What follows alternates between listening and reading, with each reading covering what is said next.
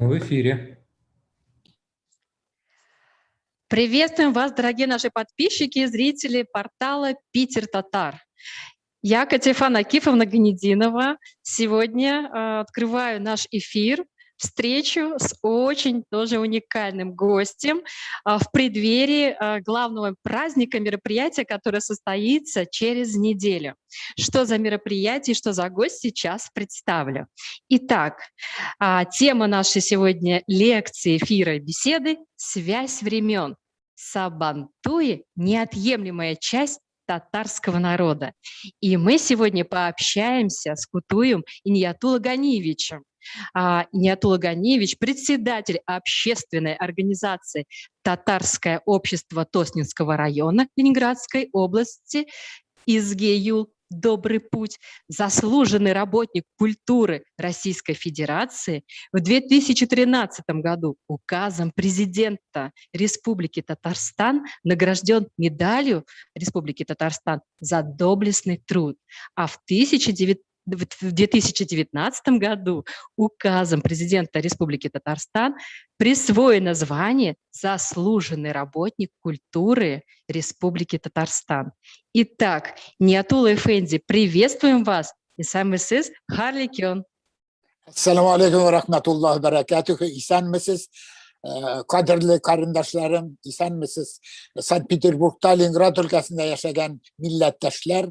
Здравствуйте, дорогие Катифа Ханом. Я очень рад вас видеть, слышать и насладиться беседой с вами. Мы обожаем вас.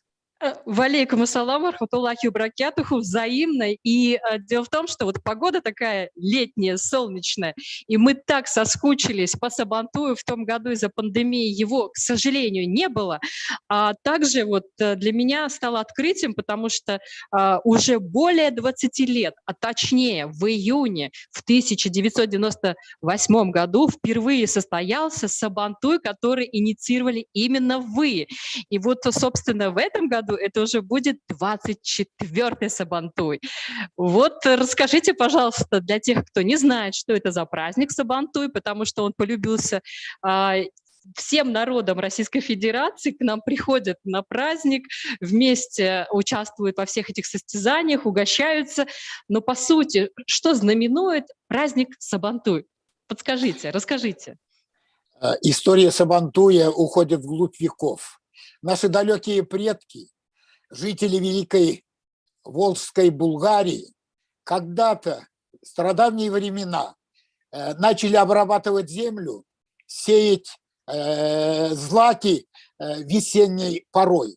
И все, что делалось в те давние времена, оно было увязано, связано с природой.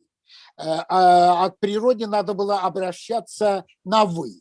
Поэтому с приходом ислама на территории Великой Волжской Булгарии в 922 году Сабантуй, этот еще в языческие времена появившийся праздник, он обрел иные контуры. Это стал не только народным праздником, но и обогатился еще и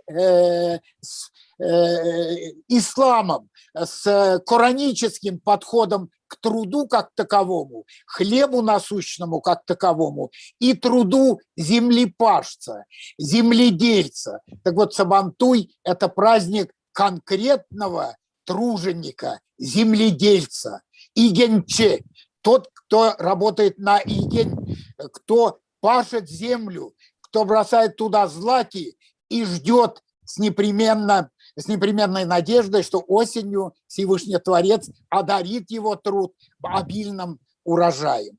Это земледельческий труд, но все знают, я думаю, что сабан – это плуг или сука, сукалау, джирне сукалау, джирне термал, обработка земли. Вот этот труд тяжелейший труд, но настолько нужный, то есть это труд олицетворение самой жизни. Нету этого труда, нету хлеба на столе, нету жизни. Поэтому это древний, изумительный по красоте и гуманному своему содержанию праздник, Он полюбился народам не только многонациональной России, тогда Советского Союза, но и всего мира. Ведь не секрет, тонким слоем наша татарская нация распылена по всей планете.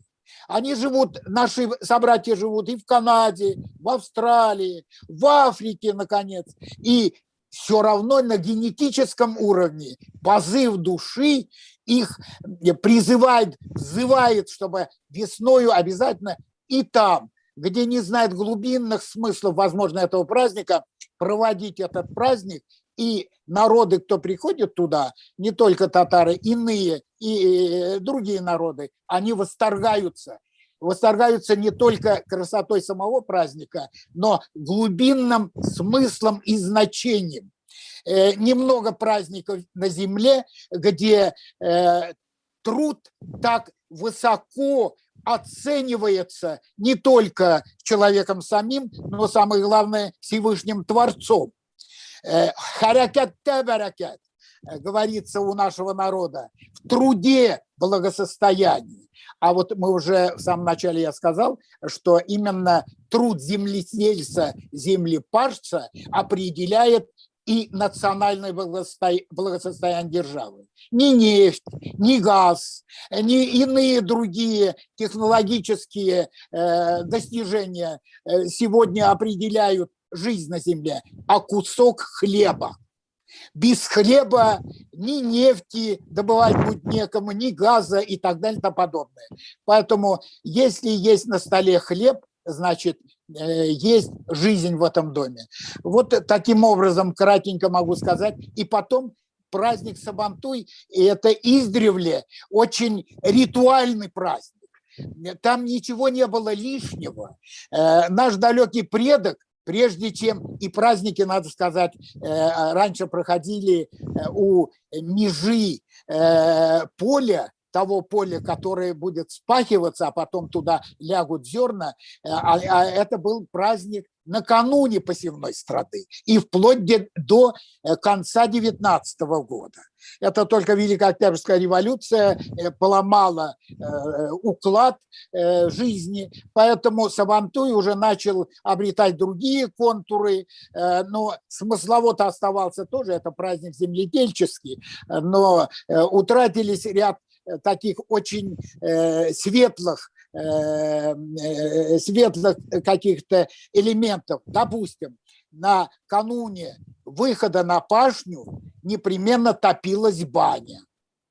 Делался гусул, и тот аксакал, который делал это, ведь не каждый мог взяться за плуг или за саху и пахать землю. Это был самый достойный человек во всем ауле или в том местечке. Аксакал набожный, образованный в кораническом плане. Именно ему поручалось сделать первую борозду. И коня за усы должен был вести мальчишка, достигший 10-летнего возраста, из многодетной семьи, где в основном побольше рождаются мальчишки. Мальчишки – это хлеб тоже. Мальчишки – это доход в дом. Девчонки, они вышли замуж и ушли, делают это все, а мальчишки, родившись, они приносят доход, достаток в свой родной дом. Вот таким образом делалась первая борозда, и вторую борозду уже начинали вспахивать эту землю здоровые, крепкие, молодые парни, мужчины. Это было событием ярким.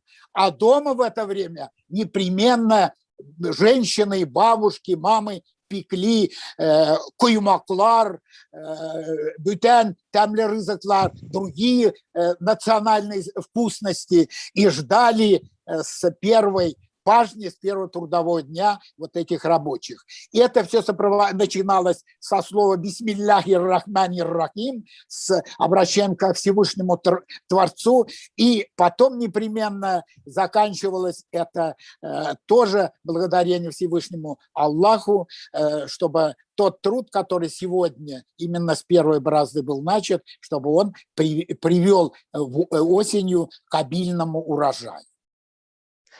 Вот это открытие, потому что, ну, как бы я хотела сейчас уточняющий вопрос задать, что это еще и праздник примирения, потому что Это, да, это мы еще сейчас затронем, но да, то, да, что, да, хлеб всему голова, и вот конечно. этот момент ритуала, что именно из многодетной семьи, что именно мальчики, боже мой, сколько и сакрального, и сколько вот в этом смыслов глубины, которые, да, сквозь века. Вот Да. теперь по поводу примирения, потому что вот этот, когда из деревни в деревню, значит, всадник прискакал на своем коне красавце, значит, у него полотенце, и вот этот ритуал. Можно поподробнее, потому что вот когда мы видим на картинках вот этот вот символ, да, с полотенцами, а что обозначают эти полотенца, что это за момент такой? Ну, полотенце – это сельге-рушник. Это у многих народов такой ритуальная вещь, но у татар особенно, потому что сельге – это олицетворение или элемент, когда ребенок рождается, да, его обтирают белым сельге, белым полотенцем. Вот он пришел, сокровище пришло на землю.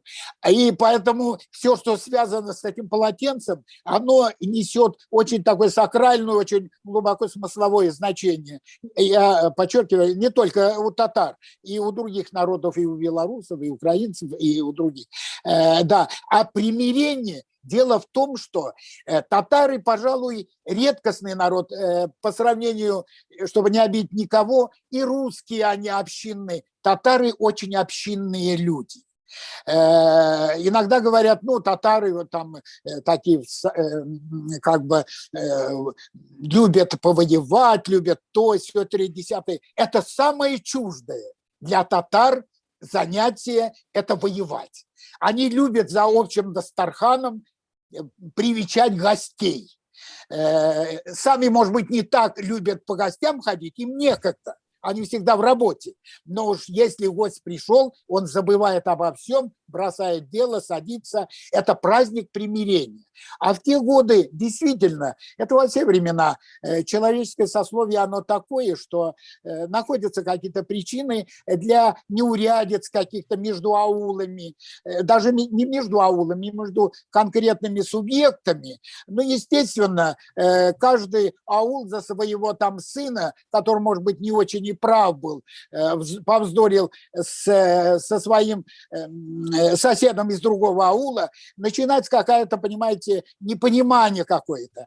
А Сабантуй, он умиротворял всех, он приближал всех, он давал надежду на то, что именно эти два враждующих аула со следующего года или, может быть, буквально с этого года начнут дружить.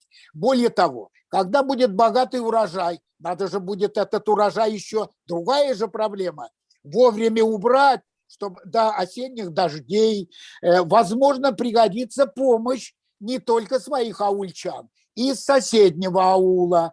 Поэтому вот этот примиренческий праздник, это праздник, мы не случайно у себя в Тоснице называем это праздником труда, дружбы и любви. В любви это глубинный смысл, естественно, ведь до сих пор с тех стародавних времен тому, кто пахал землю, было отношение абсолютно уважительное, нежнейшее. И когда вот этот молодой человек, и янче, землепашец, хорошо работал, за ним смотрели не только родители гордились, самое главное, девчонки, если этот парень не женатый. И они с таким вниманием смотрели, как он работает, как он пашет. Если он хорошо работает, значит, выйти за него замуж – это великая мечта, и быть женой, половинкой этого труженика – это тоже большое счастье, большая радость и счастье. Вот таким образом Сабантуй не только, в конце концов, я сейчас говорил о татарах только, но из других аулов же наблюдали. У татар начался земледельческая работа началась. Как они работают? бани топятся, они все одеты, обутые, вышли на поле, как на праздник, не на грязную работу, а на праздник. И этот праздник, что поразительно и что радостно для меня через тысячелетия, и для вас, Катифа, что ни на йоту не утрачен вот этот благоговейное отношение труженику вообще, человеку старательному, усердному вообще, а труженику на полях, на земле особенно. Вот создавали, вышивались рушники девчонками, потом на Сабантуе они задаривали этих своих избранников. Оттуда все, оттуда все. То есть получается такой момент и примирения, когда вот эти полотенца собирались, да, вот до дня Сабантуи, то есть вот что много примирений. А сам по себе праздник, там есть какая-то вот иерархия поочередности проведения тех или иных состязаний, и вот как говорится, протокол, регламент, с чего мы начинаем, какой зачин? Понятно.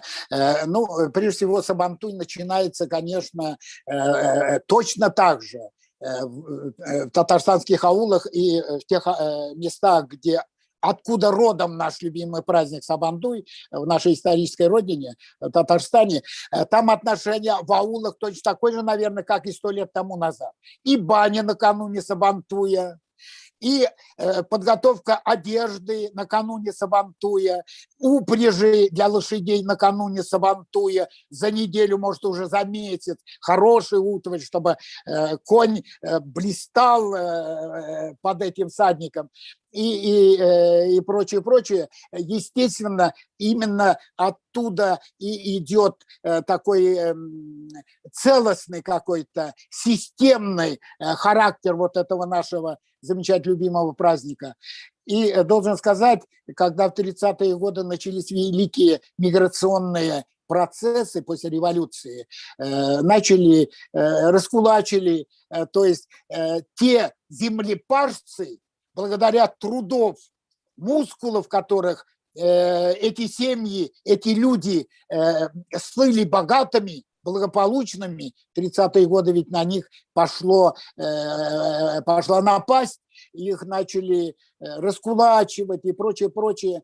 И вот и потихоньку начала вытравляться, но вытравить совершенно невозможно, вытравляться стремление быть богатым человеком.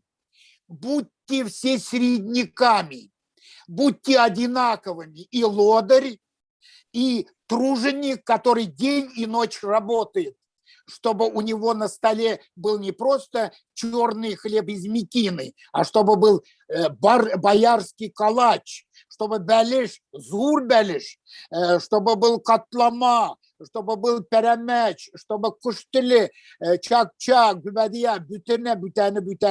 Для этого нужно было очень много поработать и стараться. Поэтому у многих на столе краюха хлеба вот, с примесью лебеды, а у других, вот у тех, в том числе и у моих дедов, которых дважды раскулачивали в 30-е годы, они были очень зажиточными, потому что в семье рождались одни сыновья. В самом начале я сказал, поэтому если родился мальчик, это сразу радость, это обеспеченная старость у родителей, у дедушек, бабушек в том числе.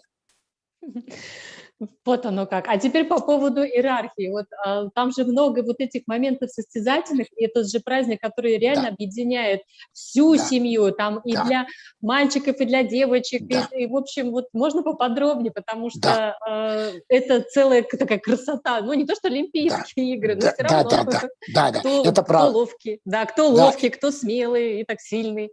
Это правда. Я в основном сейчас рассказывал о начальной фазе этого праздника, когда идут хорошие какие-то слова в адрес тружеников, когда имам Хатыб или мулла сельский обращался ко Всевышнему Творцу чтением аятов из Корана и просил для тружеников ниспослания своей благодати, чтобы их труды вознаграждались должным образом. Это было в ритуальной части. Потом выездка вот этих на конях, этих молодцов. и начиналось самое интересное, самое занимательное. Образно говоря, хоть отдаленно, да, можно считать это народным таком восприятии, это Олимпийские игры. Но Олимпийские игры этого аула. У Олимпийских игр совершенно другие задачи. Это получить для меня лично бегуну, лучшему бегуну, там, я не знаю, золотую медаль. А у труженика на земле это чтобы у всех на столе была не только у него, но у всех членов семьи, у родни на столе был хлеб с маслицем, выпечкой национальной. Поэтому вот я приближаюсь к тому, что у нас почти 20 видов у Тоснинского сабантуйда и у петербургского тоже национальных игровых состязаний. Это чисто татарские. Они без таких особо, ну я не знаю, без претензий на какую-то экстравагантность. Это простейшее битье горшков. Когда-то в малолетстве я задал вопрос, зачем бить горшки? На них же, они же могут дело пойти. Я обращался к своим старшим. Цветы посадить, допустим, мама посадила в этих горшках, а тут дубасят их и дубасят. Бабушка мне объяснила, нет, это не горшки дубасят, это шайтаны изгоняют. Битье горшков – это глубоко смысловая такая игра состязания, это изгнание шайтана. Шайтан, как правило, в татарских сказаниях, себя сохраняет где? В разбитом чугуне, внутри чугуна, либо под горшком. Вот этот горшок надо было разбить, чтобы шайтана оттуда изгнать. А самое главное, конечно, не шайтана из горшка, а шайтана из нашего нутра, из наших. Это нерадивость, неуважение к старшим, это неусердие в труде, это другие пороки, изгнание пороков. Вот это конкретно адресное битье горшков. У него глубокий смысл, и горшков этих с браком обычно мы покупаем не жалко, лишь бы пороков осталось меньше. И потом следующее, кюряж. Кюряж – это из века в век передающийся вид, полюбившийся, бережно сохраненный народом, татарским народом, кюряж – борьба на поясах. Борьба на поясах – это не просто какой-то, это не мордобой, это испытание силы, испытание воли, испытание человеческого начала в мужском начале, мужском теле. Поэтому мы вот гордимся тем, что наш кюряж, борьба, она, по-моему, претендует, и если уже не стала олимпийским видом спорта. Вот, понимаете, преемственность определенная татарская культура дарует всемирному сообществу спортсменов еще свой древний вид борьбы. Но там, опять говорю, это абсолютно уважительное. Видите, на поясах не хватает друг друга за тело, понимаете, и рвут это тело, а на поясах бережно, с уважением к тому, с кем ты сражаешься, как бы так образно говоря, меряешься силой. Вот это. Теперь косой столб. Иногда говорят, слушайте, вот у русских, допустим, у других народов столб длинный, там 15-12 метров, там сапоги висят или петух там подвешен в коробке. Вот это понятно, там поднялись. Это и на Масленице, и правда, и у нас сабантуй бывает. Почему? Потому что татары – часть многонационального отечества. Поэтому мы принимаем из иных культур то, что нам кажется любопытным и интересным, а они иногда задают, а почему столб косой? Это косой столб, он тоже длинный, 12-15 метров. Попробуй ты по качающему столбу дойти до конца. Это не так просто. И это начинают учить отцы своих детей с малых ногтей. Потому что мне, 80-летнему деду, уже туда вряд ли я до конца доберусь. А мой внучок без проблем доберется. Это опять-таки вот с измальства упражнять на этих состязаниях такую сноровку, силу и так далее и тому подобное. Вот. Это взятие, называется он взятие крепости. Косые столбы в стародавние времена, если шли какие-то такие военные события. Вот люди же добирались по лестницам, по бревнам и так далее и тому подобное. Это оттуда, с того давнего далека пришел этот вид. Теперь элементарно простецкие испытания силы и ловкости. Сидя, два парня сидят, небольшая палка такая гладенькая, и они перетягивают друг друга. Кто сильнее, тот и перебарывает. Вот. И все 20 видов или 25 видов они несут именно смыслово чисто татарское отношение и к силе, и соревнованию, и прочему, прочему, прочему. Все очень рационально. Ничего лишнего искусственно придуманного. Так, отлично. Здесь получается, что вот этот праздник, у него есть какой-то такой вот старт с точки зрения, что вот не позже 10 утра или там вот там, как вот именно вот он в плане временного такого стартует? Да, в временном отношении, дорогие мои друзья, что я могу сказать? Ведь мы сейчас проводим праздники, допустим, Санкт-Петербургский праздник, Московский праздник. Москвичи, по-моему, в Измайловском парке у себя в городе, где пашня, где земледелец со своей сахой. Это ушло, но осталось на генетическом уровне, в сердце. Вот любовь, исконная любовь, ее вытравить невозможно, проводить этот праздник. Мы собираемся, конечно, уже не как в ауле, а вот то, что вы сказали, в аулах, в Татарстане, Башкортостане, там, где живут наши предки, в том числе у меня на родине, начинается рано, не в 12 часов, как у нас в Петербурге или у меня в Тосно. Это начинается намного раньше. Почему? Потому что аульчане уже готовы, они готовятся. Подготовка к Сабантую начинается ровно в тот день, когда проходит Сабантуй этого года. Мы уже мысленно начинаем заглядывать на Сабантуй 22-го года. Это всегда так было, это так есть. Это не праздник однодневка, который вот сегодня надумал, да, и завтра провел. Это невозможно. Это очень достаточно трудоемкий праздник. Он требует очень много забот и внимания. Поэтому в аулах начинается намного раньше. Аксакалы. Конечно, уважительное отношение к аксакалам. Их приводят на Майдан, и для них первые ряды. Скамейки, либо другие какие-то, сажают их. Конечно же, приходит местный мулла.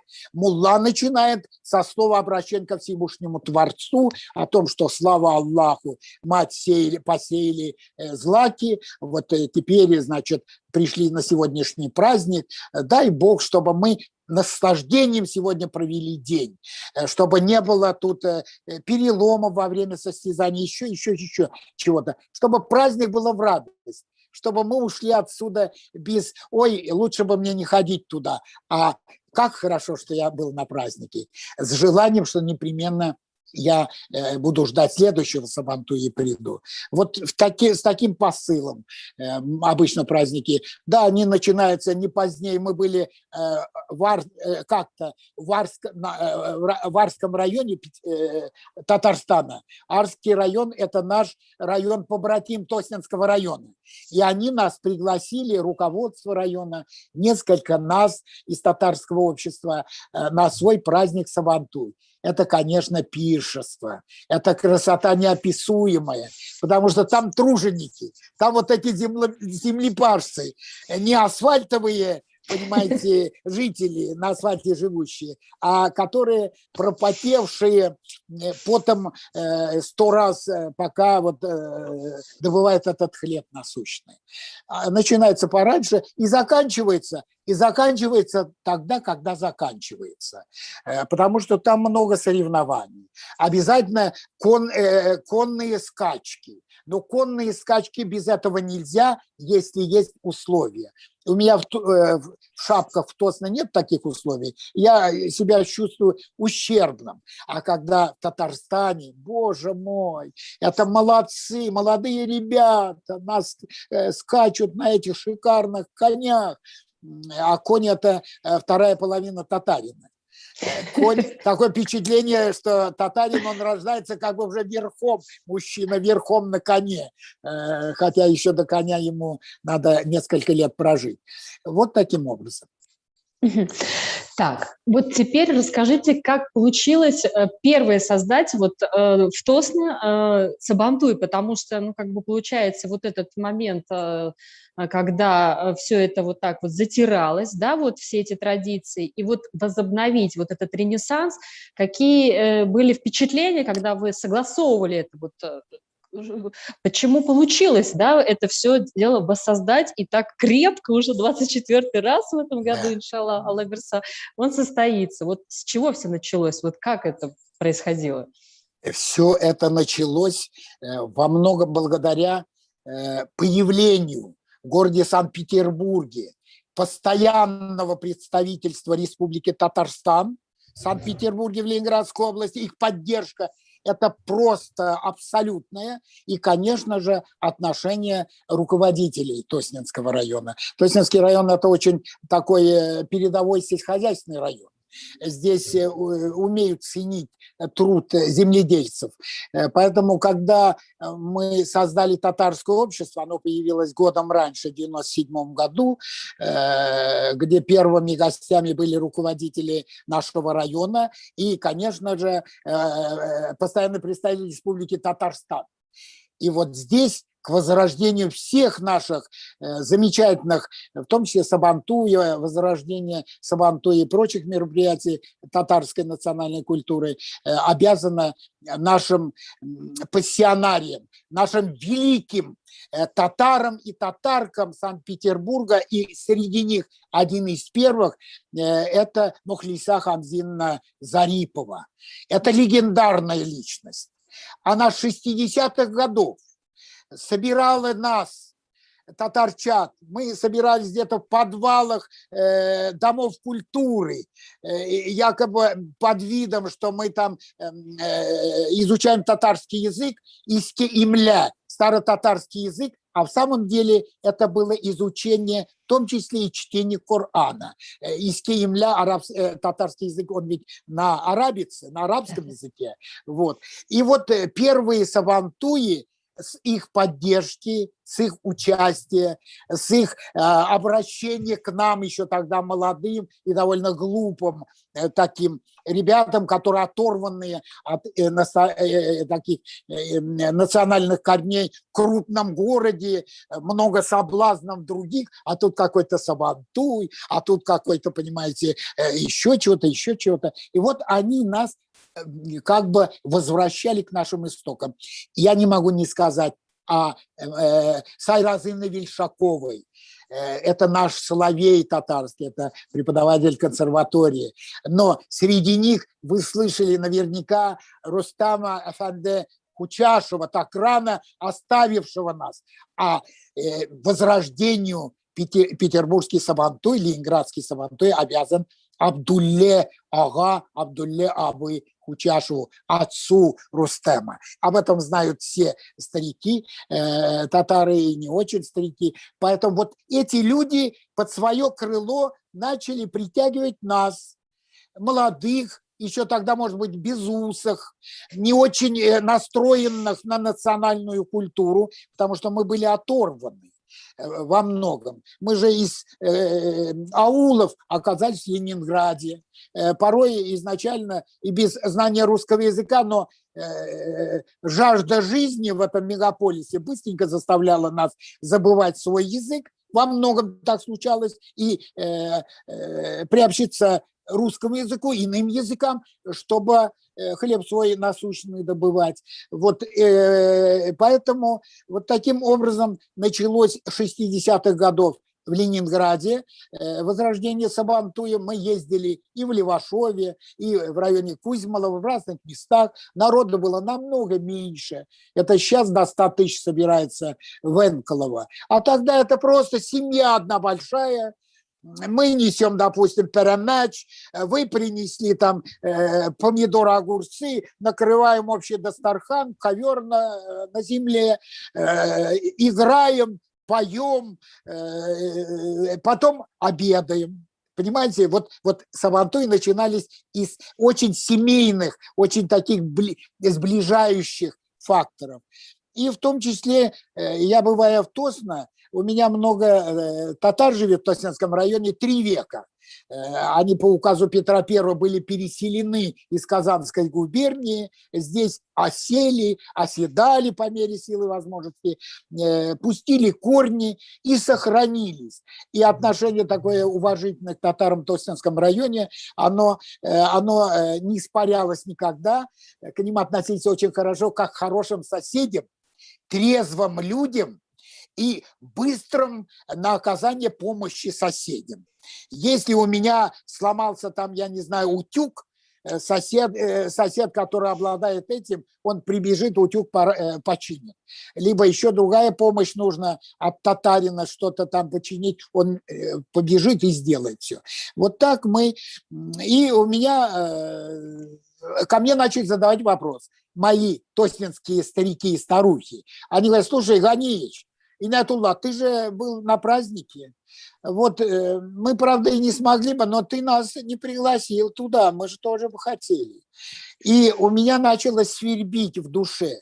Почему я один, молодой, здоровый, легкий на ногу, лечу туда, в Кузьмолово и Левашово, и получаю наслаждение от приобщения к моим истокам, а мои тосненские, как сироты, понимаете, и придумали, а давайте попробуем. И я вышел этой инициативой руководителем района, они поддержали, и вот с их легкой руки на праздник прибыл авторитетнейший тогда в татарском сообществе Санкт-Петербург-Ленинградской области постпред Татарстана.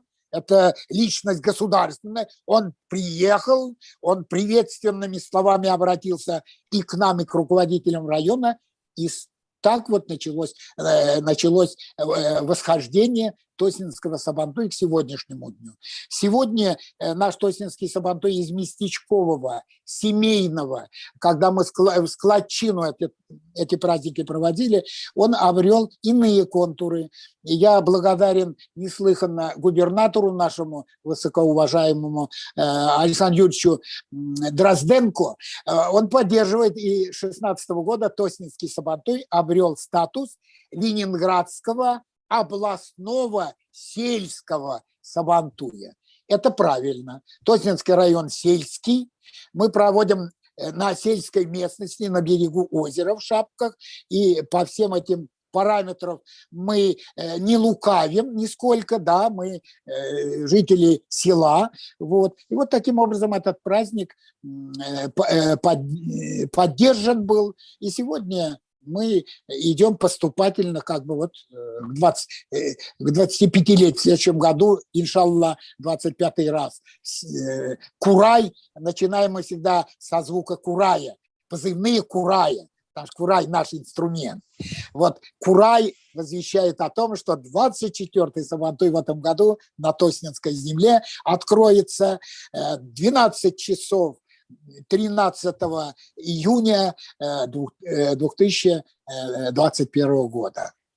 Вот так. Вот так. Это мы уже с вами сделали такое приглашение, анонс, что можно уже готовиться. Да, готовится народ должен готовиться.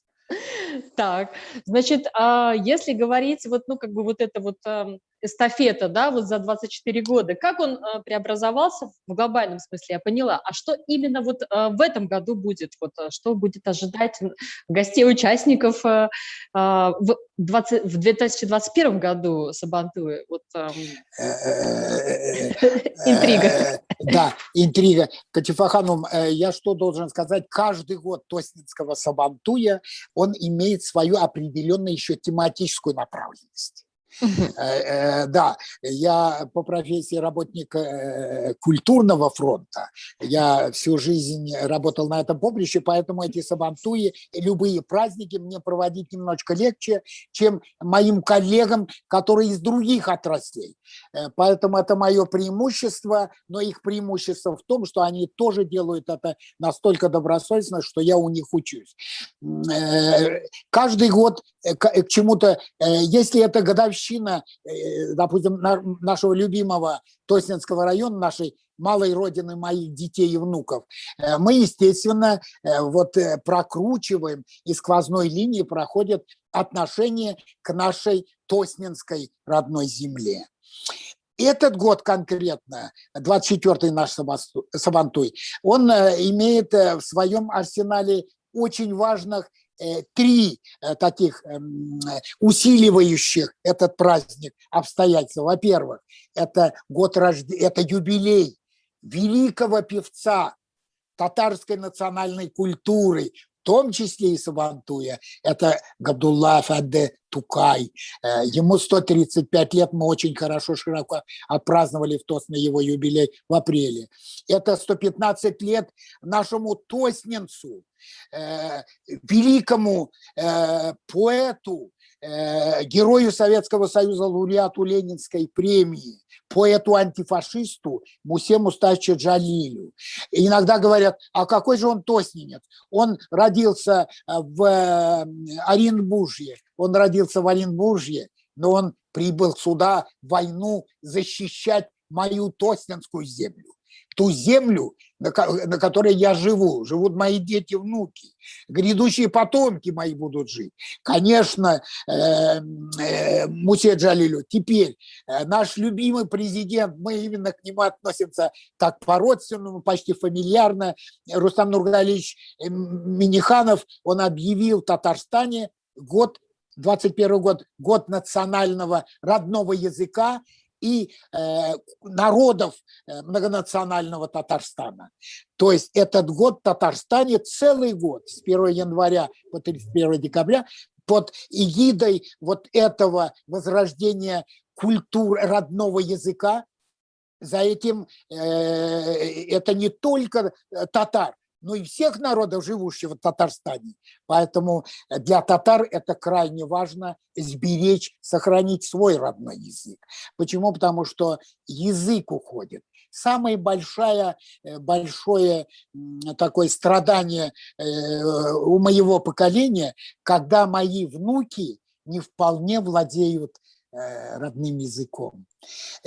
Вина не на них, вина на мне. Значит, я не так бережно отношусь к родному языку, что с малолетства я не учил их параллельно двум языкам, без которых жить здесь невозможно. Без родного языка, как это должно быть как глоток воздуха, жить невозможно. Должно быть так. А без знания русского языка это абсолютно невозможно жить в многонациональном нашем Отечестве. Наши предки 1000 лет жили здесь и понимали без переводчиков, без толмачей друг друга. Поэтому вот эти сохранение, поддержка родного языка, родной культуры. А на Сабантуях все-таки звучат, вот в этом году к нам приедут 9 коллективов национальных, в том числе гостей мы традиционно ждем из Казани.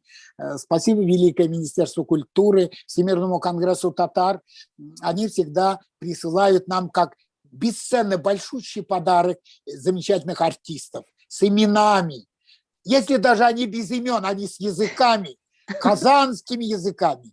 Это абсолютное сокровище. Вот мы их ждем. И все наши татарские коллективы этнографические, фольклорные нашего города Тосна, они будут с нами вместе. Мы готовим им праздники. Они готовят нам свои искусства. Мы их будем благодарно и привечать, и тоже что-то от себя пытаемся, чтобы на память они унесли об этом нашем Тоснинском Сабантуе. Из Башкирии мы долгие годы дружили с ансамблем «Умарзыя». Ансамбль – это молодежный коллектив Умарзыя, Дворца культуры моторостроителей из Уфы.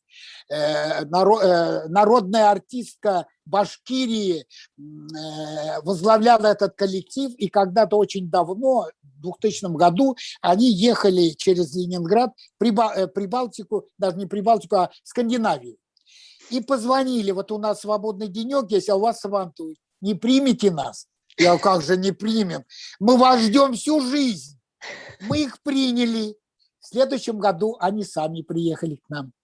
И несколько лет подряд этот замечательный, высокопрофессиональный коллектив приезжал. Умарзыя – это первоцвет. Умарзыя – это первоцвет. И вот как он называется?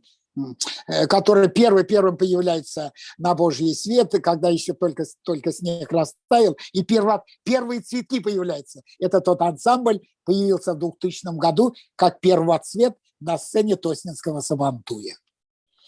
Вот. Приезжают, мы приглашаем представителей области, руководителей, моих дорогих, любимых коллег, руководителей татарских общественных организаций всей Ленинградской области, кто может, приезжает, вот, с делегациями. Всем весело. И так по-семейному, там сколько нас собирается, столько собирается. Это как большая такая семья, уже не чисто татарская, интернациональная. Тут и армяне, тут и грузины, тут и чеченцы, тут и ингуши, тут и все остальные. И Ниятулла Эфенди, получается, что Сабантуй сегодня, в 21 веке, он помимо того, что сохранил те традиции, которые были веками слажены, да, и сложены, он еще и такую, ну, как бы несет в себе составляющую наследия помимо земледельчества и вот этих ритуалов, потому что вы как раз вот рассказали о том, что какой год ознаменован, да, родного языка, о том, что Муса Джалиля, да, и Габдуллы Тукай, и все это определенным образом такой букет, огромный такой урожай уже вот этих вот событий, о котором будет тоже озвучено и на самом празднике, и чествование, и в память, и вот дальше, чтобы наше молодое поколение понимало и чтило вот в том числе на таком праздники, как Сабантуй, то есть он такой вот еще и объединяет не только народы, люди, но еще и вот эти события, то есть это такая как бы инновационность какая-то в какой-то степени, да, по идее. Это новые. такие уроки, это Ага. уроки межнационального, межконфессионального такого жительства в многонациональных регионах нашей матушки России. Конечно, это, в этом мы вкладываем в это тоже глубинный смысл. Почему? Потому что культуру межнационального общения надо выписывать не от случая к случаю, от праздника к празднику, ежедневно, ежеминутно, ежевзглядно. Вот я иду по улице, идет человек, я его когда-то видел, поздоровайся, язык не отвалится. А в следующий раз он с тобой поздоровается. И он узнает, что ты татарин, а ты узнаешь, что он еврей, либо он финн, либо он карел, который здесь живет в многих поколениях. Вот это. И потом, Катифа Ханум, ведь не секрет, что наше время, особенно вот 21 век, он начался как-то достаточно беспокойно и сумбурно в глобальном отношении. Вроде бы, да, сбросили там и эту стену берлинскую, порушили, и вроде бы у нас появились возможности говорить все, о чем заблагорассудится и так далее, и мечети разрешают строить, и то, и все, и церкви и так далее. Это все замечательно. Но смотрите, вокруг нашего многонационального отечества, который пестовали наши предки, и по мере сил и возможностей мы сплачиваем эти народы, этих своих соседей в единую семью. А какие завитки у Забугорья. Смотрите, как они смотрят на наши вот эти праздники. Расшатывать многонациональные устои – это самые важные для них и недопустимые для нас, понимаете, обстоятельства. Почему? Потому что от невежества рождаются войны, от невежества, от незнания культуры. Одни относятся к татарам как к народу хитрому, я их всегда поддерживаю. Я говорю, слушайте, если уже не о народе, а о конкретном человеке, если у него нет хитринки, значит, он, возможно, дурачок.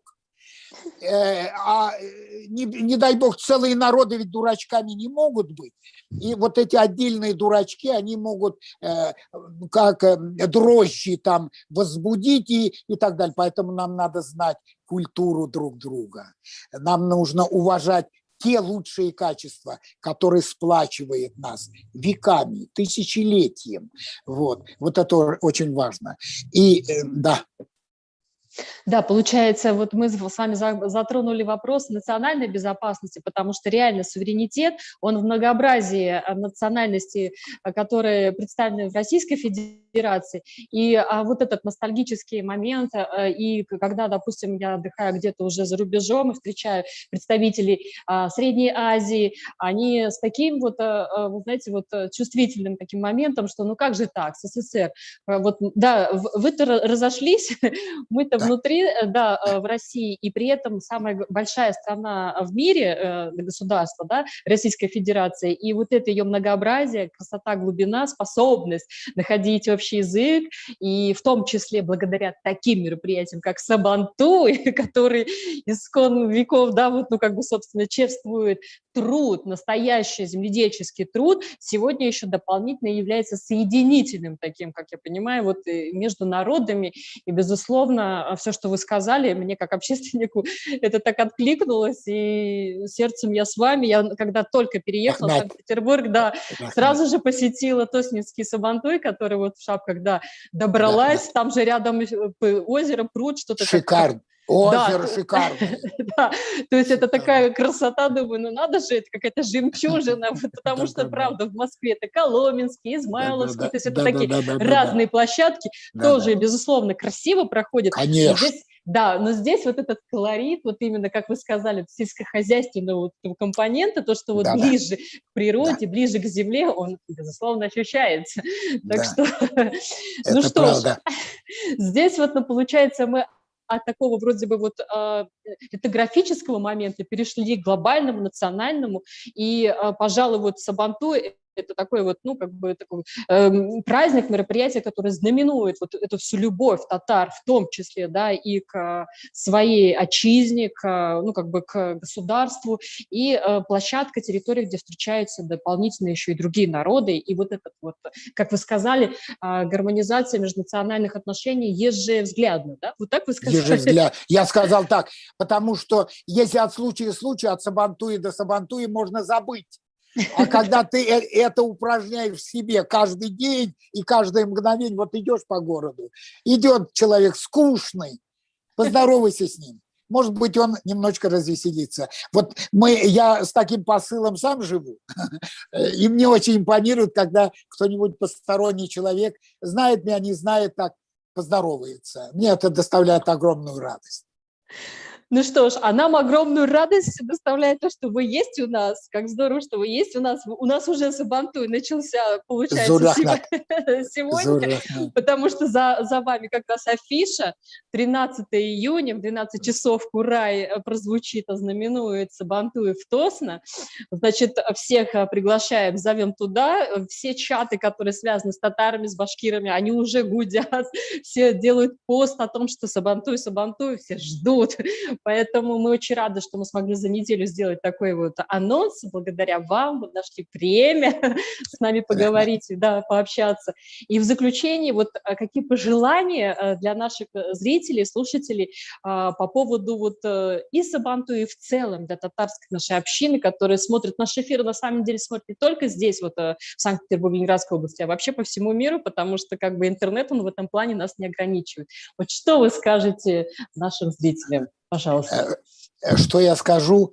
Я о некоторых таких доминантных моментах этого 2021 года уже сказал, но нам не надо забывать, всем народам России, в том числе татарам, для меня это в первую очередь, для моих земляков, этот год переписи населения.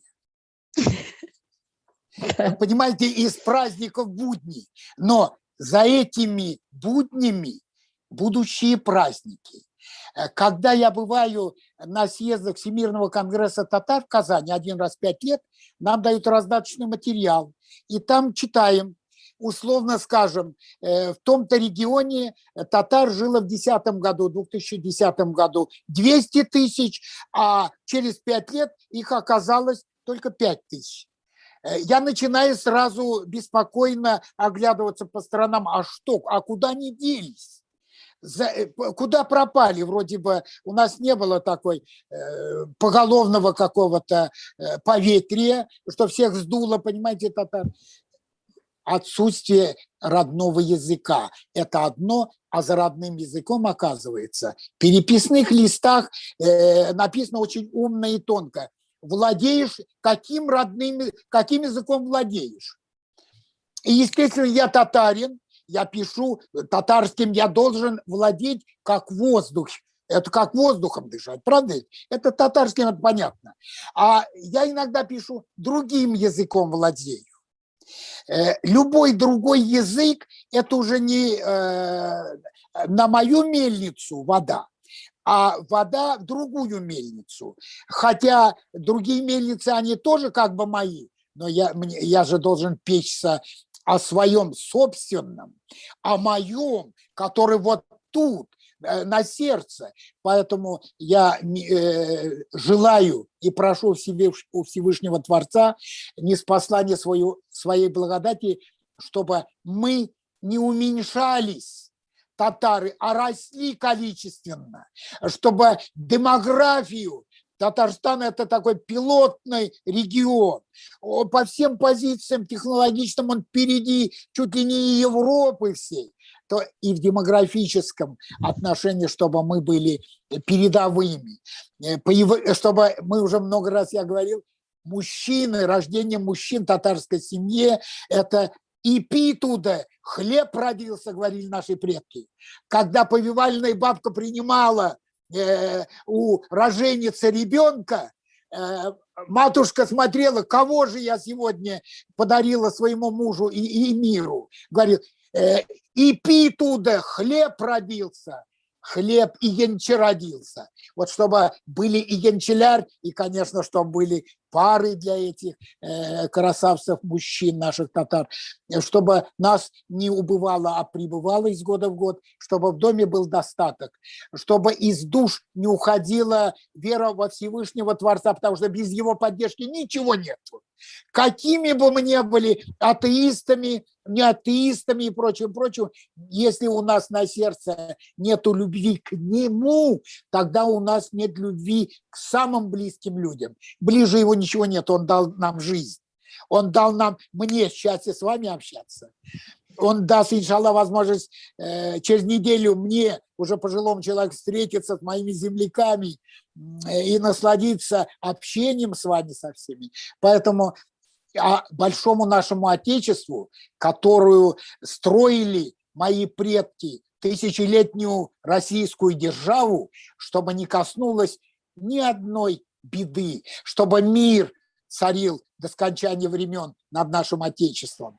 И чтобы тот записанный в анналах истории повести временных лет две строки из договора между Эльтабаром Великой Волжской Болгарии и князем Владимиром, тогда промеж нас не будет мира, когда хмель начнет тонуть, а камень плавать. То есть камень никогда не сможет плавать, хмель никогда не будет тонуть.